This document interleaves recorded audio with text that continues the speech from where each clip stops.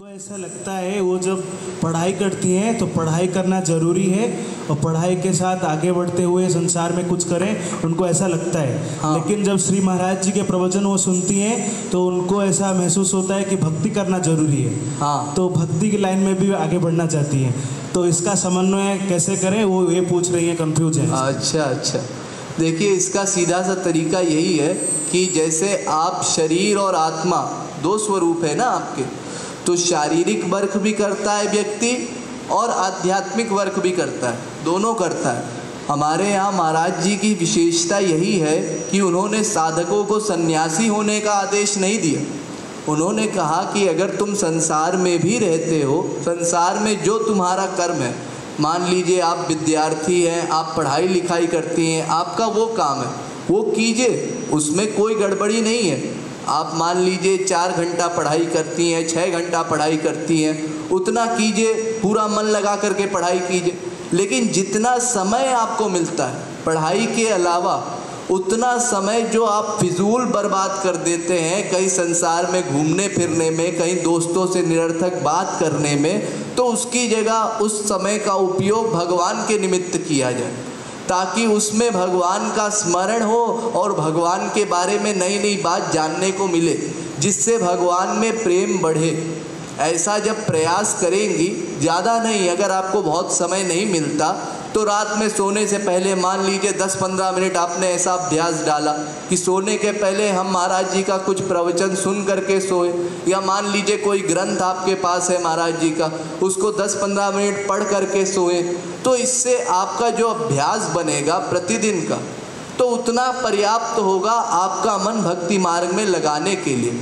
और क्योंकि देखिए अगर आपने संसार को त्याग भी दिया, जैसा मैंने बताया कर्म सन्यासी कर्म धर्म का त्याग भी अगर कर देता है, तो उसमें उसके मन की आसक्ति भगवान में ही होगी, ऐसा कोई गारंटी नहीं है। कई लोग जैसे मान लीजिए शादी ब्याह नहीं करते तो उनकी जिम्मेदारी समाप्त नहीं होती, उनके भी माँ बाप है, उनके भी घर परिवार है, जिम्मेदारी तो बनी ही रहती है किसी की भी, वो कभी समाप्त नहीं होगी।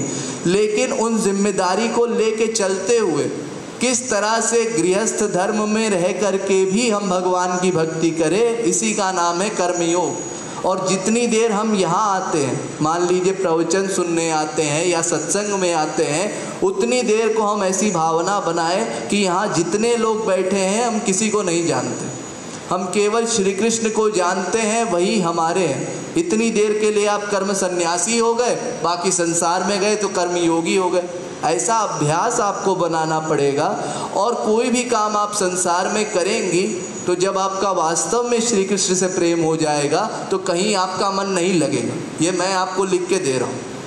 क्योंकि देखिए मन एक है आपका, अगर भक्ति मार्ग में लग गया तो स्वाभाविक है संसार में रुचि कम रहेगी। लेकिन भगवान की सबसे बड़ी बात यही है कि भगवान बेपढ़े लिखे को भी सब ज्ञान प्रदान कर देते हैं, वो केवल भगवान की कृपा पर डिपेंड करता है। ध्रुव जी का एक कथानक है कि ध्रुव जी छोटे से थे, वो केवल भगवान से अपने पिता की गोद मांगने गए थे, लेकिन जब भगवान उनके आगे प्रकट हुए उस समय ध्रुव को कुछ नहीं पता था, लेकिन जैसे ही भगवान ने शंख का स्पर्श एक्टिंग में किया तो उनके अंदर अनंत ज्ञान अपने आप समा गया।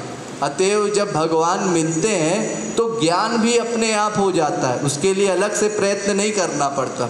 लेकिन जब तक भगवान ना मिले उतनी देर के लिए ये शरीर भी हमारा ठीक ठीक चले, उसके लिए आवश्यक है हम अपने संसारी नियमों के हिसाब से चले और जितना समय मिले उसमें भक्ति करते रहे, ताकि दोनों जगह ठीक ठीक चले।